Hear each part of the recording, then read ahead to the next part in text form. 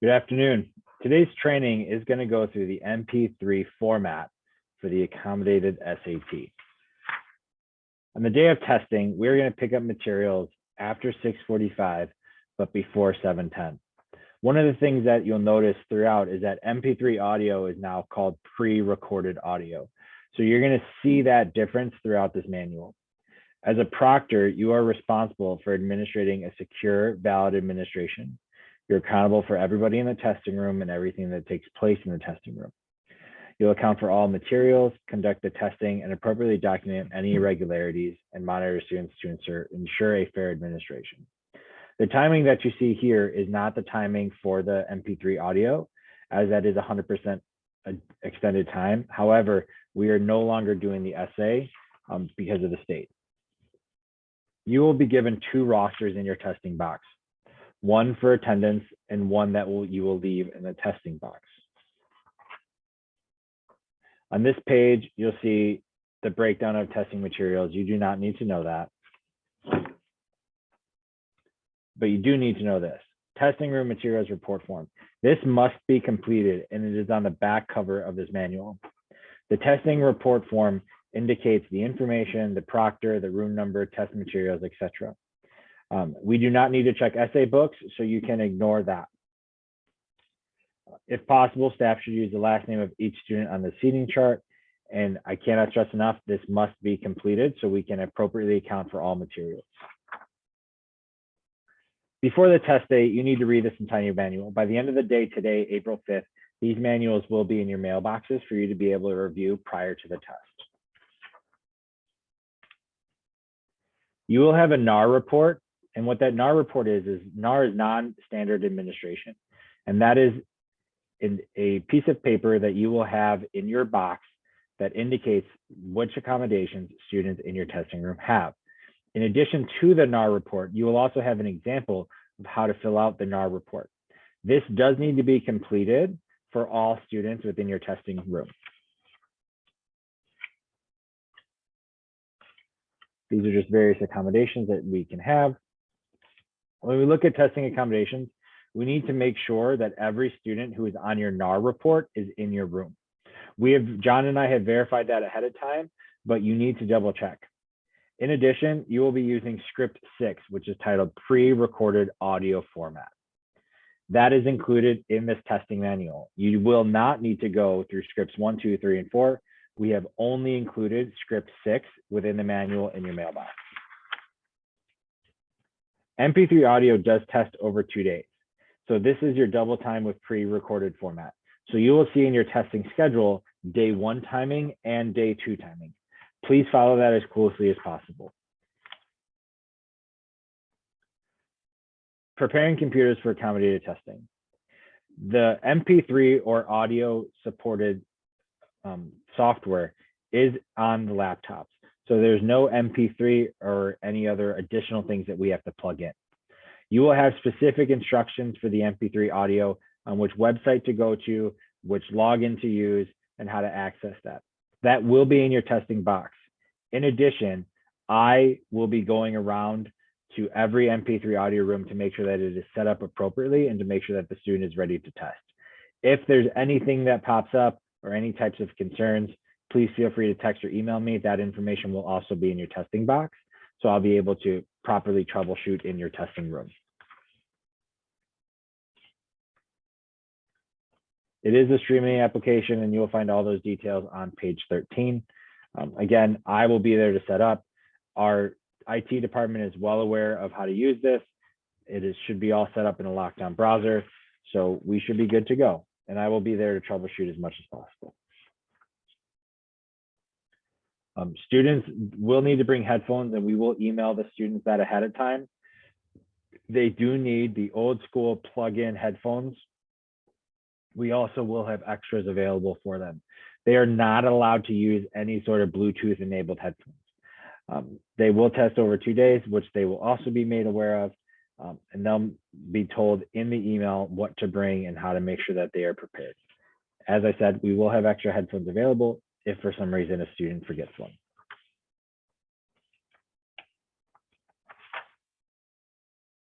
So during the test, you're going to assign seats at random or by prearrangement.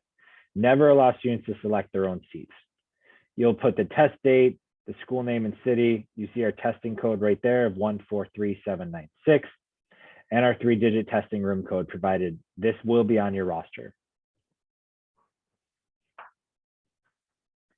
You'll need to account for all testing materials. That includes counting before and counting after. It's going to include a room roster, materials report form that we talked about earlier must be completed, your test books, your answer sheets, testing in progress file.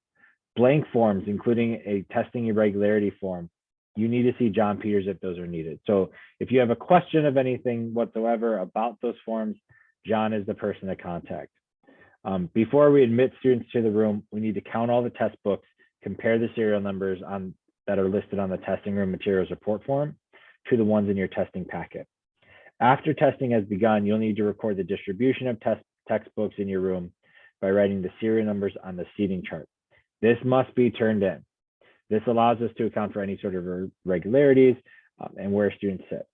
After testing, you'll need to record the serial numbers of the test books that you are returning in part A of the form. Using the scripts. As we said, you'll be using script 6 for students who are using the pre-recorded audio or MP3 format. These students will test over 2 days, and day 1 testing stops after section 2 for these students, meaning that they'll do reading and the writing and language portion on day 1, and they'll do math, calculator, and no calculator section on day 2. Administering the test. We need to admit students into the classroom one at a time, making sure to assign them seats at random. Do not admit a student who is not on your roster. If the student is not on your roster, please contact Dave or John immediately. If they are present, we're going to mark a P. If you do not recognize a student, ask them for identification. You can find a monitor, DA, or an administrator to help. And after you've closed the testing room door, put an A next to the name of any absent student. If a student arrives late, you can admit them if you have not already started timing a test. So you can admit them in pre-administration in instructions, but the second that clock starts, you cannot admit them to the room. Make sure that you accurately time each test section. Students must be given the entire amount of time, and they can't move on to the next SAT section until time is called. Record all start and stop times on the lines provided and post the times for the students. It is good practice to announce the remaining time at regular intervals, like 15 minutes left, 10 minutes left, 5 minutes left, etc. For breaks, we need to post the break time and include what time testing will resume. We also need to confirm that all test booklets are closed and that answer sheets are placed inside them. Students aren't allowed to access phones. Students may eat or drink during breaks in a designated area. You'll see this note in your packet that snacks are not allowed in the room and they must go outside of the entry door to eat. One at a time under hall monitor supervision for the bathroom and for snacks. Make sure you continue to complete the count of testing materials. When it comes to the calculator, some students will have a 4-function calculator as part of their accommodations.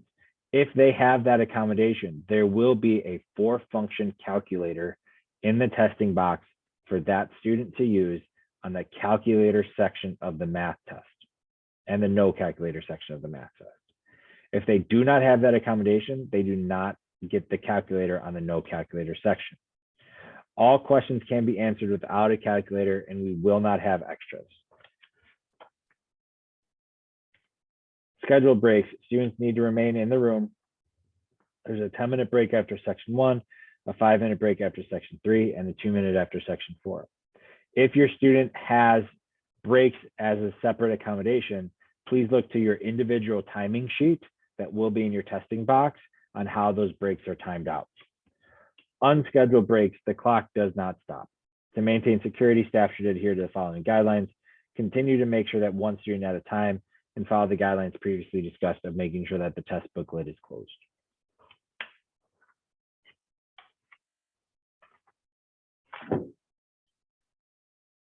Throughout the entire test, we need to maintain security within the testing room. Follow the scripts exactly as they're written to minimize confusion. Remain vigilant at all times. Staff must not engage in activities that are not related to testing, such as talking, texting on phones, using a computer. Ensure that at least one staff member is in the testing room at all times, and ensure students do not use calculators, phones, or prohibited aids during breaks. And monitor test materials at all times. Do not leave them unattended.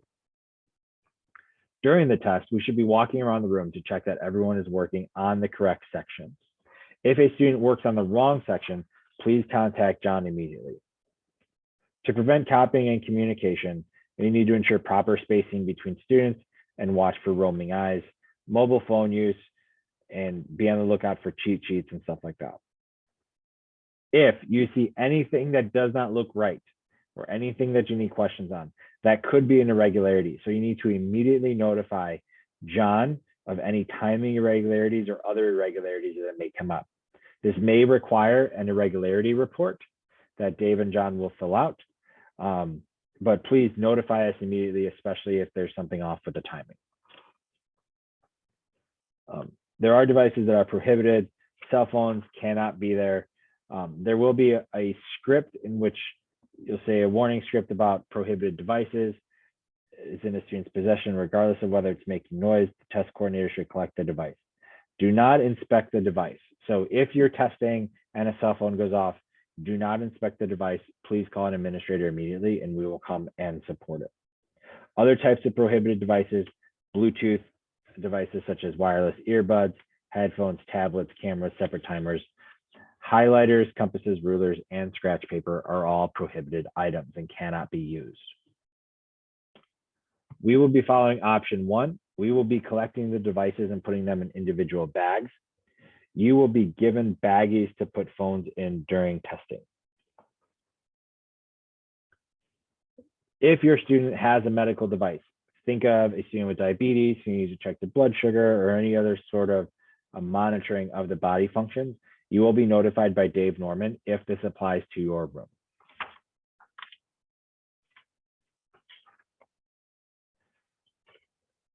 On page 32, the scripts begin for the accommodated testing.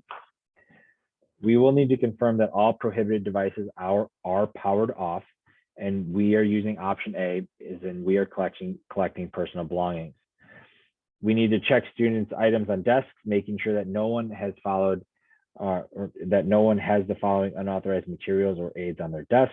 We need to do this. This includes your phones, your cameras, your timers, your highlighters, prohibited items that were previously discussed. Answer sheets are already pre-labeled, so these should be distributed based upon the labels. As you can see throughout this script, we do have areas that are crossed off.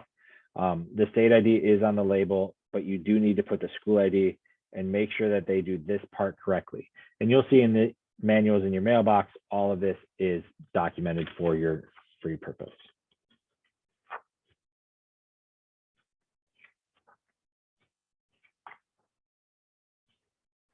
So with the MP3 audio script, as you can see, the separate script starts here. It's on page 75, so we're making a large jump. You'll be following script 6 to its entirety, unless you have breaks, accommodations, or other separate things that will be in your testing box.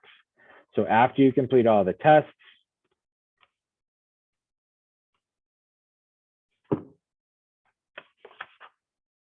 we'll be collecting the answer sheets, making sure that before each student moves on, that we have completed fields 1 through 9 on the front page. And if there's a discrepancy, ask the student to show an ID. Flip the answer sheet over to make sure that they have completed the form test code. Before you dismiss students, we need to verify the count that you have the right books, verify the serial number, and make sure that you return all students' belongings. After the test, we need to make sure that the testing materials report form is completed. We also need a copy of the seating chart. This is the back page of the manual that I'll show you at the end of this video. We need to return all of these materials to the small gym, to the table where you picked it up. We're so grateful for all of your help with this testing. I know it's a lot. I know it's challenging, but if you need anything at any time, please feel free to reach out to myself or John. Here's the sample of the testing chart. Write serial numbers of where students sit. And really, we just need to make sure that everything is documented and where students are at to make sure that we account for all testing materials. Thank you so much. This has been the MP3 audio video. If you have any questions, please feel free to reach out to Dave, and I hope you guys have a great rest of your day.